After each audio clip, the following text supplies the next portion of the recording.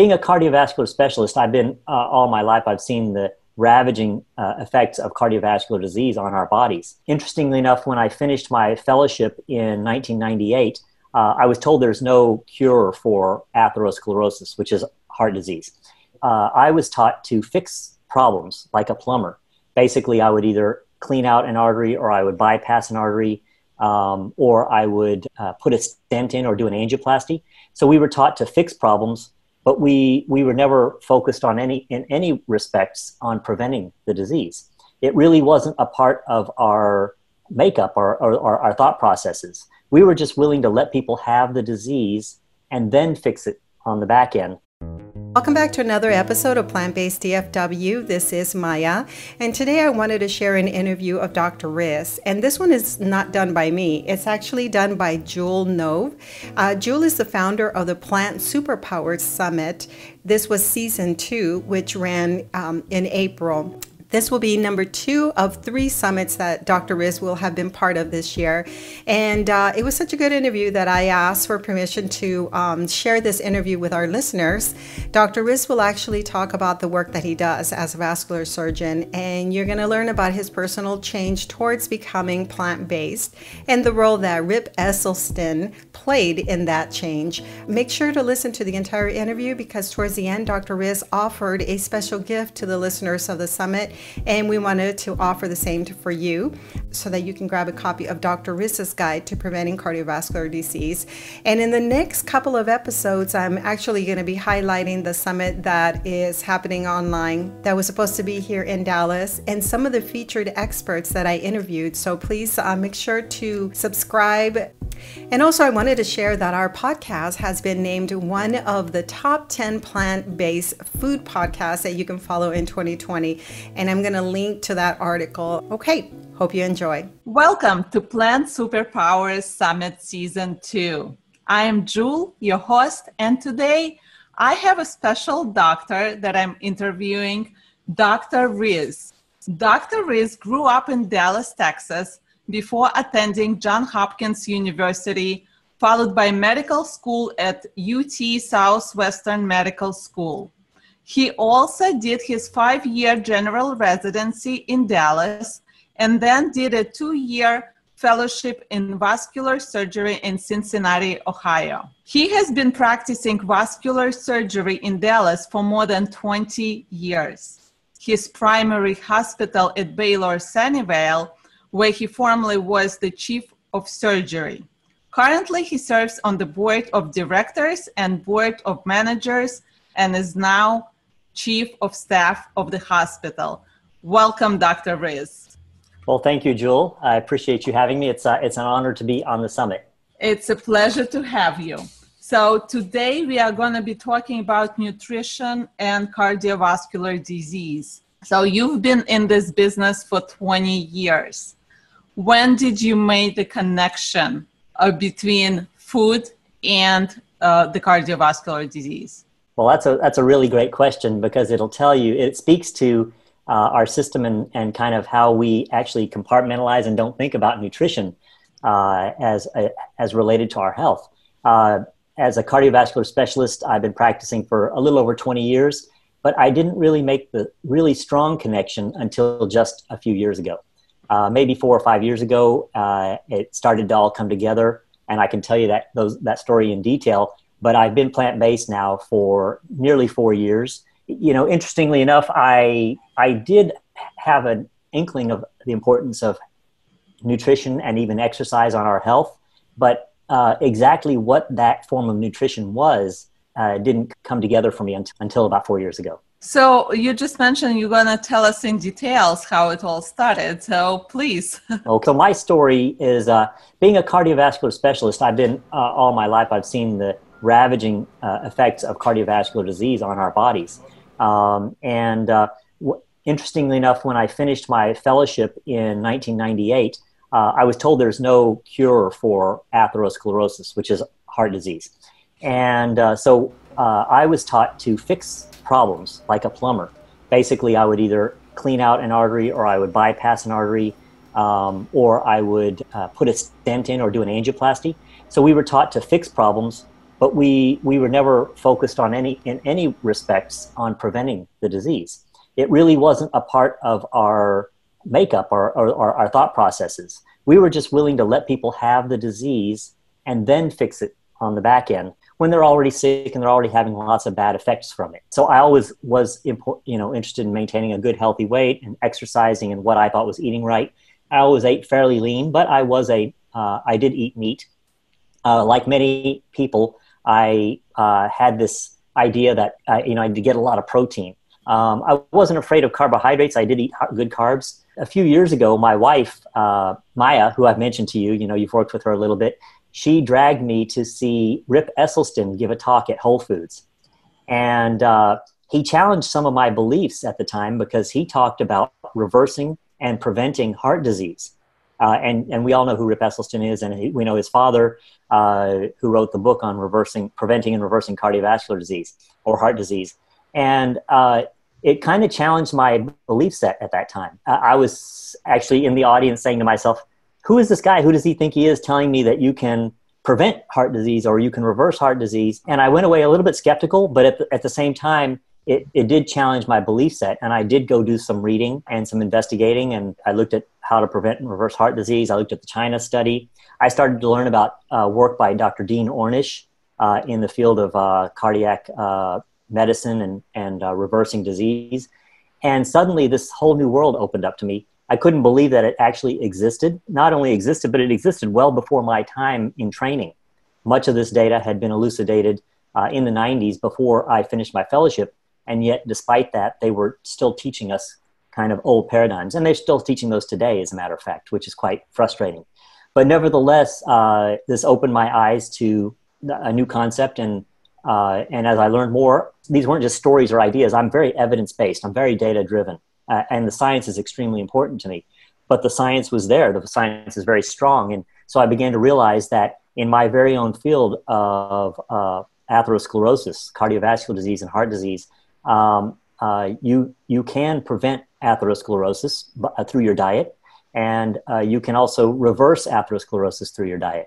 So that's how it became a very important thing to me. So I changed my lifestyle because I felt like it was important for me to live something I believed. And then I also started teaching this message to my patients. And then my wife and I, in the last couple of years, have organized an organization called Plant-Based DFW. And we've used this to reach out beyond the borders of my own patient population to spread the word. Sometimes we feel afraid to say what we stand for because we wanna be nice to other people and not to offend them. Yeah. And even though Rip Esselstyn did not have an intention to offend you, but you were resistant to his message. You had a resistance to his message, but that message really planted a seed in you. You just hit the nail on the head. You said plant a seed. And he wasn't offensive in a bad way. He was just spreading his message. And it was something that I had never heard before. It did plant a seed in me. It stuck with me in my brain. And it did cause me to then step outside the box that I lived in and try to take a look at, what was he talking about? I could have, either I was going there to either disprove what he said, okay, and if I had, then I would have jumped back into my box and lived in that box for the rest of my life. Or, he planted a seed, which I then investigated and said, oh, look, there is something to this. And the reason I use that term plant a seed is because that's what I try to do today. You probably have seen that many people are resistant to this message, to this idea. And not everybody we speak to is receptive to it. But I call it preaching the message or spreading the message because I'm hoping to plant seeds. And if people hear it enough, or they might have heard it from me, and then maybe a few months down the road, they hear something else. And they go, oh, yeah, I've heard that before. And they might be more open to it. So it's just planting seeds and hoping that some of them will grow to fruition. And this is the intention of this summit, is to plant more seeds to spread the message. So back to cardiovascular disease. What changes do you see? I mean, you've been practicing it for over 20 years, and only in the last few years, you started to use plant-based lifestyle. Yes, we read a lot about the science, but sometimes you just want to hear it again from a doctor. Like, what do you actually see what evidence do you have that it's really working? So it's very interesting. So the risk factors for cardiovascular disease, there's some that have been very well elucidated, such as male gender more than female, smokers get it more than others. But some of the other risk factors are some of the chronic issues that we deal with like hypercholesterolemia, diabetes, hypertension, obesity. And so we have these chronic issues, those few that I just kind of listed for you. And when you people start on a plant-based diet, you see changes, very dramatic changes in those particular risk factors.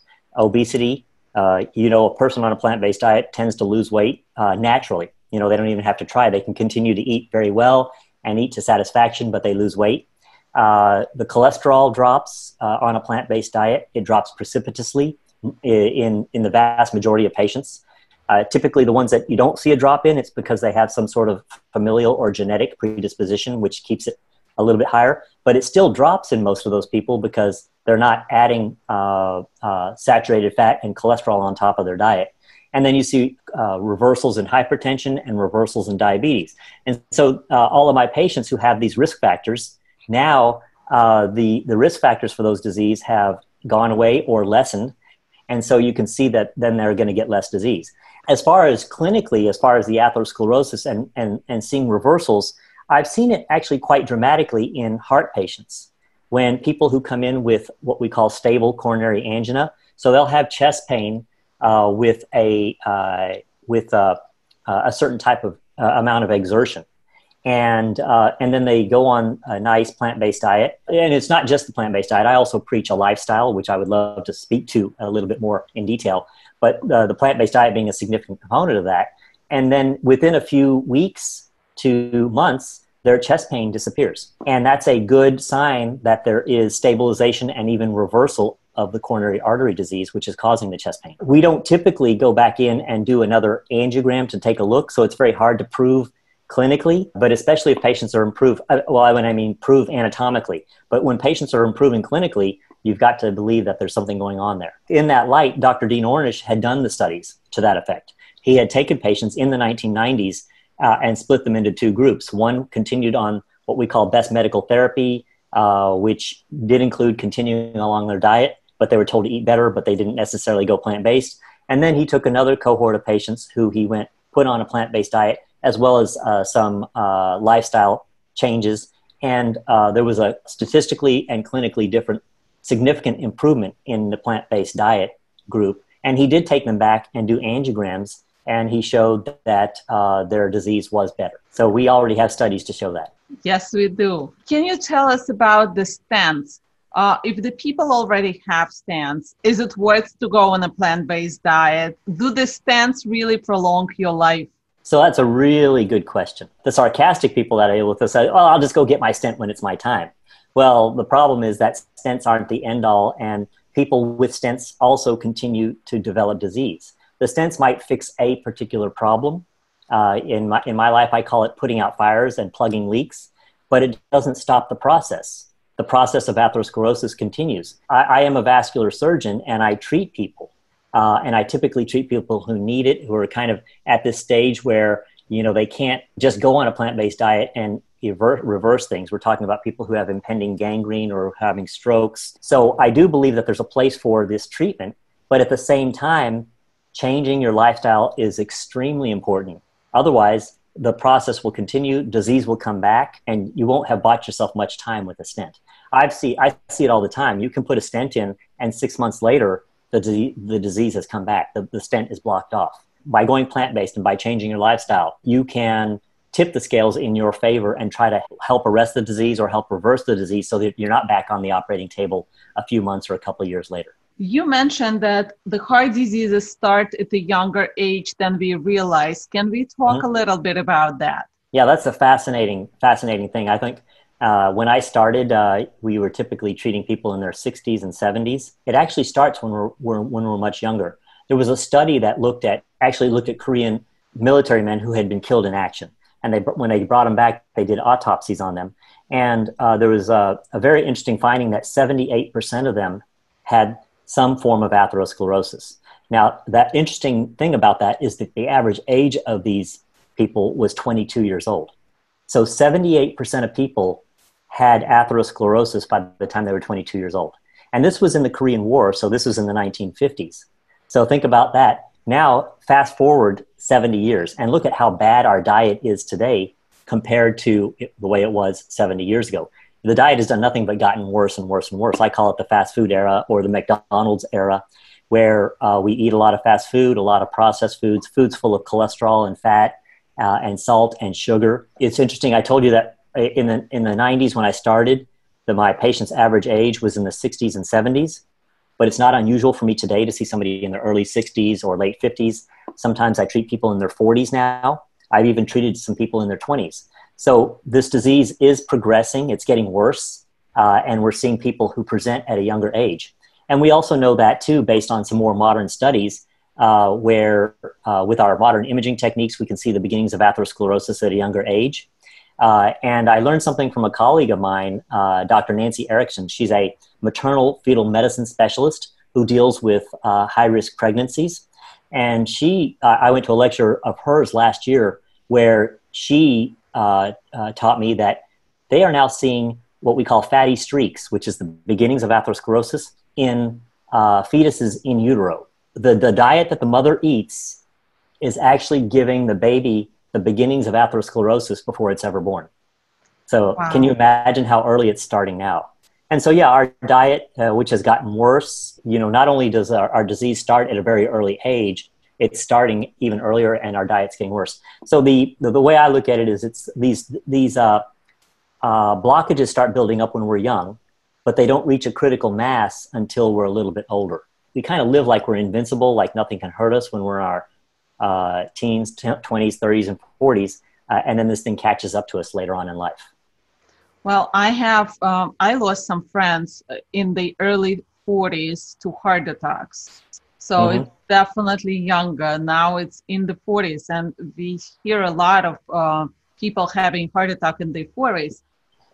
Also, sometimes people say, oh, well, when people have a heart attack in their 40s, they say, but they looked healthy. They were not overweight. Is it possible for a person who looks lean to still have the blocked arteries? Certainly. There tends to be a certain type of person who gets atherosclerosis, but there are outliers in it. Obesity is not the only risk factor. So there can be people who might have high cholesterol and they might have high blood pressure and or the beginnings of diabetes and not know it. They might have been a smoker. So there are other risk factors. There's this thing that a lot of people think it's their genetics that predispose them to this disease. And so they just think that they're doomed to it. My mother had it, so I had it, or my uncle has stroke, so I'm going to get a stroke. My dad had a heart attack, so I'm going to get I'm going to need a heart bypass operation. And even to those people, the true incidence of genetic predisposition to disease is probably on the order of 5 to 10%, if not less. So the vast majority of it has to do with our own exposure, which the biggest issue is food. But to those people who, who either do have a genetic predisposition or those who believe they do, I would say to them, well, why make it worse by eating a bad diet? So your best chance of coming through this and your best chance at preventing this from happening, even if you do have the predisposition, is to eat a good diet, which makes you healthier. So that's what I would say to people. Thank you. When we're talking about heart disease and high cholesterol, is there really a link there? Because again, I hear some keto people saying that it's okay to have a high cholesterol. You should eat ketogenic diet, lots of fat, and the cholesterol doesn't mean anything. Well, I think that they're just saying that in the face of overwhelming evidence to the contrary. And so, just because they say it doesn't make it true. The keto diet is particularly challenging to us because it does result in weight loss. I think the attendant improvements in some of what we call the measurable factors like cholesterol and blood sugars and things, those improve when people lose weight and they get to a healthier weight. But at the same time, you're insulting your body with a high saturated fat, high cholesterol diet, which I think over time will manifest itself as atherosclerosis and heart disease. I think these people are getting what we call short-term gains, but they're going to have long-term problems. And the keto diet has consistently been rated as the absolute worst diet that exists.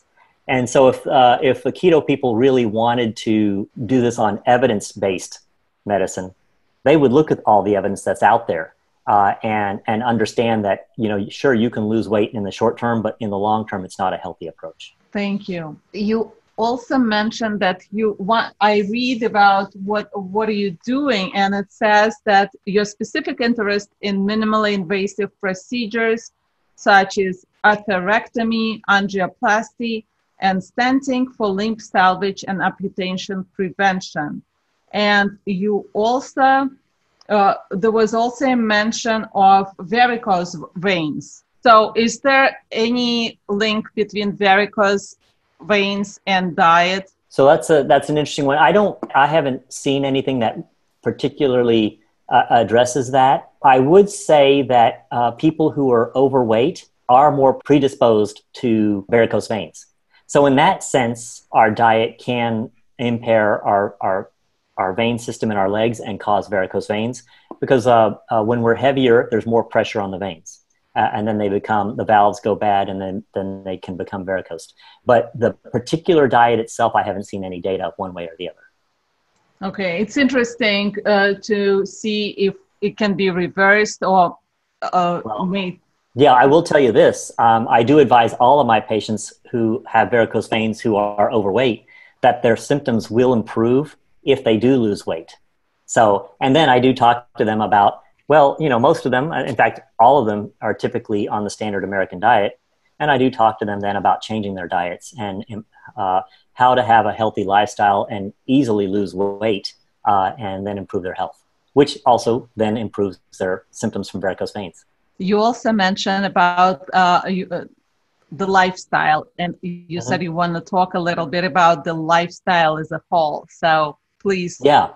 So thank you. I came into this from a nutrition standpoint, and that was kind of my major interest. But I began to get interested in the blue zones as a form of kind of learning about how plant-based nutrition or plant-based diets improved your health and allowed you to live longer and healthier. When I was reading about the blue zones, and they talked about the various characteristics of the blue zones, such as a plant-based diet being one of the main things, but then also getting plenty of sleep, getting exercise, having community, having relationships, and avoiding risky behaviors, such as using tobacco or drinking too much. And it was very interesting. At the same time, I began to get exposed to the American College of Lifestyle Medicine, which had a very similar philosophy. I kind of adopted the tenets of the American College of Lifestyle Medicine into my practice as well. I've been going to their meetings, and I got board certified in lifestyle medicine last year. When I talk to my patients about their risk factors and what they can do, I don't talk to them just about changing their diet. That is a very important aspect of it. But I also talk to them about their lifestyle, because there are many things that affect our health. And getting plenty of sleep is important. Getting plenty of exercise is important.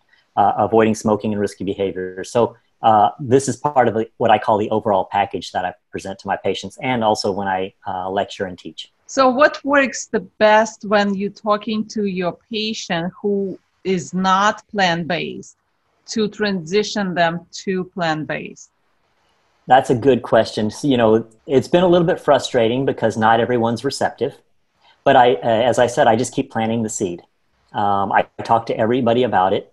I think many of them hear me and they understand that it's important, but they don't see how they've been doing something for several decades, 5, 6, 7 decades of their lives, and they don't see how they can change, or they don't see how making a change so late in their life can make a significant impact. But at the same time, I continue to talk to them about it, and I give them examples, and I have the literature to show them. And then when they are receptive to the idea, I have resources available to refer them to. And also I have registered dietitians that I work with who are plant-based. And what we try to do is, I don't expect people to just overnight become plant-based like I am. In living in our world, being plant-based is very foreign. People don't understand what that is. They don't necessarily know how to cook. They might even think it's very difficult to do. So what I try to do is meet people where they are. I start by saying, let's have you just incorporate more fruits and vegetables into your diet. And I'm a big fan of green leafy vegetables because those are very good for atherosclerosis. Green leafy vegetables cause your body to release more nitric oxide, and nitric oxide is important for arterial health. It produces healthy arteries, it reduces your blood pressure, and it reverses atherosclerosis. So I really do push the green leafy vegetables. The average American eats maybe one serving of vegetables a day, maybe one serving of fruit a day. So shoot for adding several servings of fruit and vegetables to your diet on a daily basis. And when that fills you up, you tend to eat less of the bad stuff. And then at the same time, so on the backside, try to think about critically eliminating some of the bad stuff. Don't eat that bag of potato chips, or don't go eat French fries, or don't buy the Oreos or the Nutter Butters, which are, not healthy for you. So we start them slow with achievable goals. And then after they reach that, go to the next step. Some people, they move very fast. I've had patients who I might see them a month later and they've completely converted over. And then others have just barely gotten to that point where they've added one or two more servings of fruit and vegetables.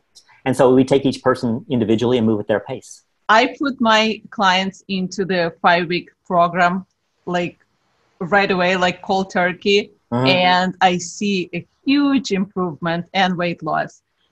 If you will have to tell your patient what to ditch first, like dairy or meat, what would you suggest to ditch first? Well, of course, they're both very harmful for us, but I tend to typically tell people to ditch dairy first. It seems to be something that's easier for them to do. And also, I think that dairy is pretty unhealthy for you. Very, very unhealthy. Saturated fat, growth hormones that promote cancer. That's typically where I start.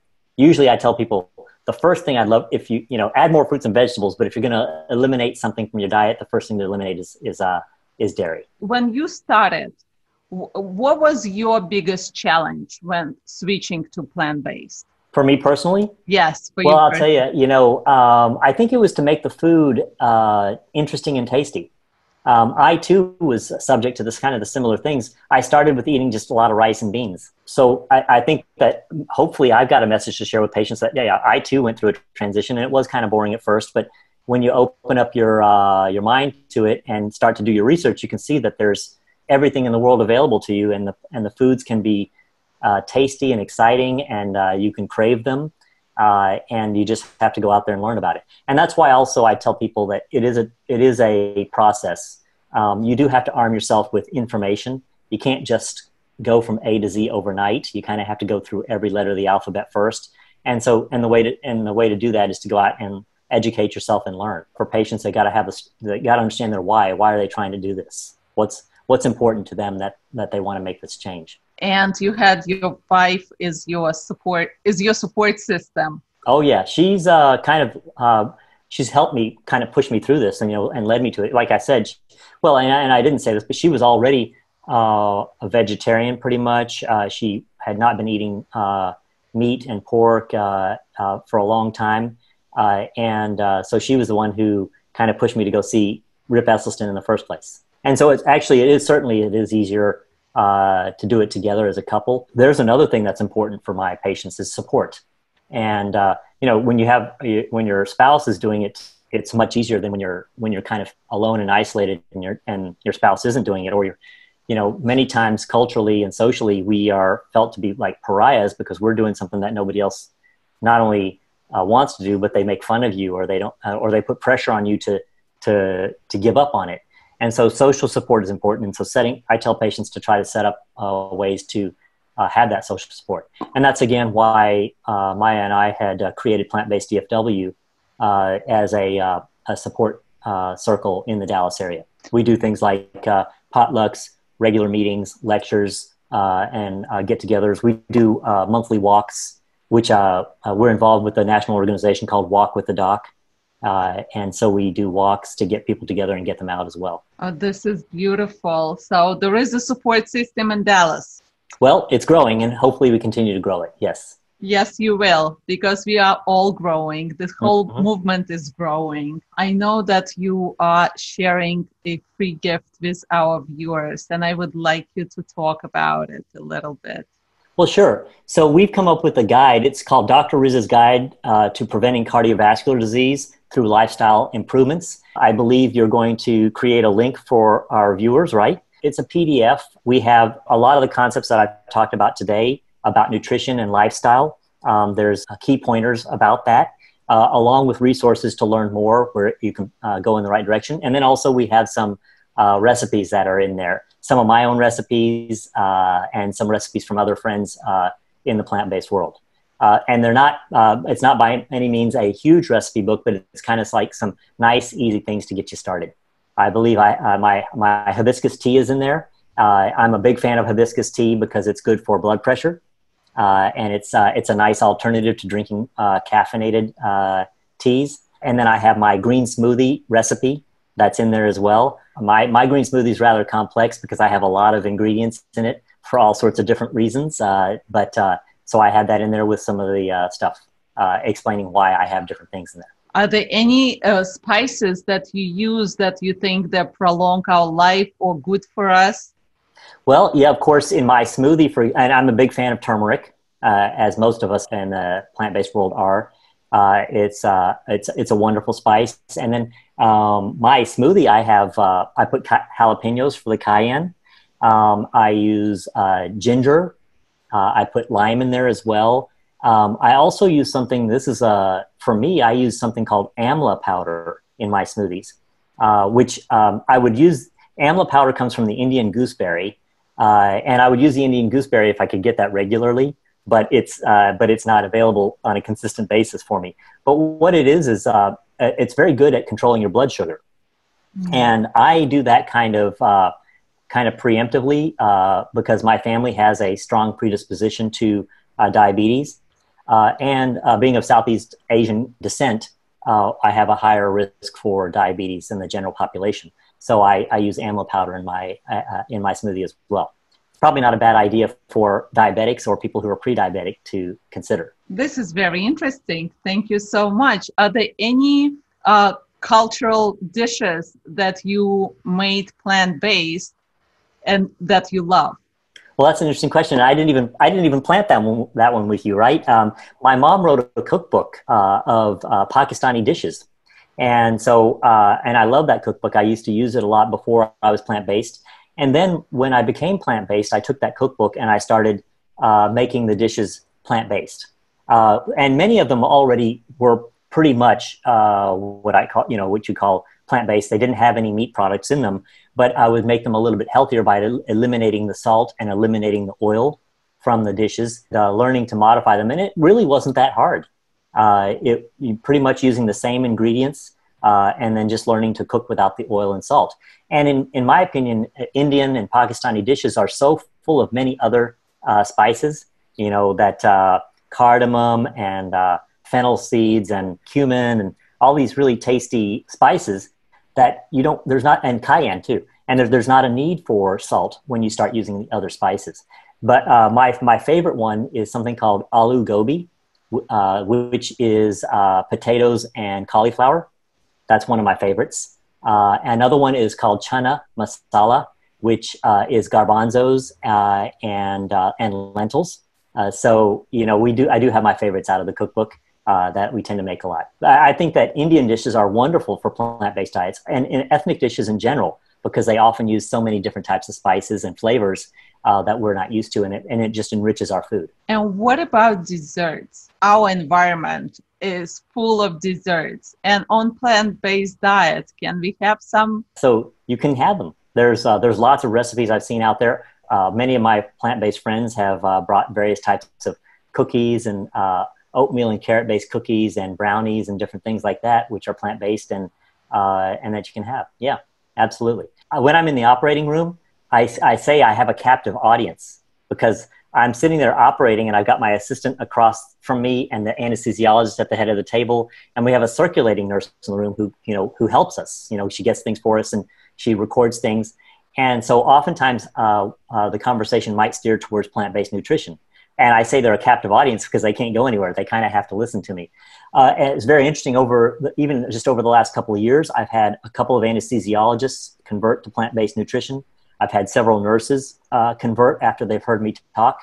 And one of the nurses the other day made me, it was Nurses Week. She had brought a cake up for Nurses Week, and she made a plant-based cake and she specifically saved a couple pieces for me. And it had squash and zucchini in it, very interestingly. But it tasted wonderful. It was sweet and moist. Yeah. So you can have plant-based desserts and they taste great. I was just going to ask you if you influenced anyone around you in your workspace to go plant-based, because I also have a friend who's a nurse, and she's saying that it's not a pretty picture what nurses eat at work. It is not. And it's shocking to me in my own hospital, the food that we feed the patients. Patients who've just come in with a heart attack or a stroke, and the next morning they're getting turkey bacon, as if somehow the turkey is healthier than the regular bacon. But it's still bacon, and it's still a meat product, and it's still got saturated fat and cholesterol in it. So there's this disconnect that the foods that we have in the hospital and the foods that we eat ourselves as healthcare workers. So yeah, there's a problem out there. Do you see in the future we're moving toward plant-based, like the hospitals and for patients? Yeah, I think, and I have, as you mentioned in the opening, I am chief of staff of my hospital, and I have brought this up with the leadership, with the administration, and with the nutrition services, and we are working towards offering plant-based options. And I have seen, even just with my few conversations, I have seen a shift in the attitudes. I think they definitely recognize that it's not appropriate for a hospital to be serving the same food that put a patient in the hospital in the first place. And when all they had to do was have somebody kind of mention it to them, because probably no one's ever challenged them. And I don't challenge them in a bad way, but in a positive way, saying, hey, how can we make things better? How can we present this in a positive light? How can we make sure we're doing the right thing and we're doing better? And so people are open to it. The CEO of my hospital is open to it. The nutrition services are open to it. So hopefully we'll continue to move forward in presenting good options. I don't think we'll ever be able to remove many of the bad things from the menu, but maybe we can improve what's there and then add good plant-based options as well. So there is hope. Oh yeah, absolutely. I think we're moving in the right direction. We see it every day. Plant-based nutrition is getting a lot of airtime in the media. It's more, people are more open to it. People are talking about it all the time. There's certainly a momentum occurring that wasn't there a few years ago. Last question. What is your personal favorite vegetable and fruit? My favorite vegetable is arugula, believe it or not. So, and maybe spinach, but arugula is probably number one. Over the years, I've learned I talked to you about the nitric oxide of green leafy vegetables, and arugula has a very strong, potent nitric oxide releasing component when you eat it. So it produces a lot of nitric oxide. And so psychologically, that was really important to me, and I started to eat it. I like baby arugula, and it has that kind of strong peppery taste. And it's something that I didn't like before, but now I like it. And so I'll put it on my pizzas, I put it on my sandwiches, I put it in my smoothies, I have it in my salads. My favorite fruit, I may say though, that probably mangoes are my favorite fruit. It's something maybe from growing up, my mom and dad would cut mangoes all the time. It's culturally, we eat a lot of mangoes. So for me, when I think about a fruit that I like a lot, mangoes are that. Well, thank you so much for being on this show. It's been a great interview, and I hope your hospital will say yes to plant-based food to serve the patients. Thanks a lot. And thank you so much for having me. Well, guys, we hope that you enjoyed this interview of Dr. Ruse by Jul Nov. And if you're interested in obtaining that free guide that Dr. Ruse was talking about, I'm going to link in the description below the website. But also, let me go ahead and tell you, it's bit.ly/Dr.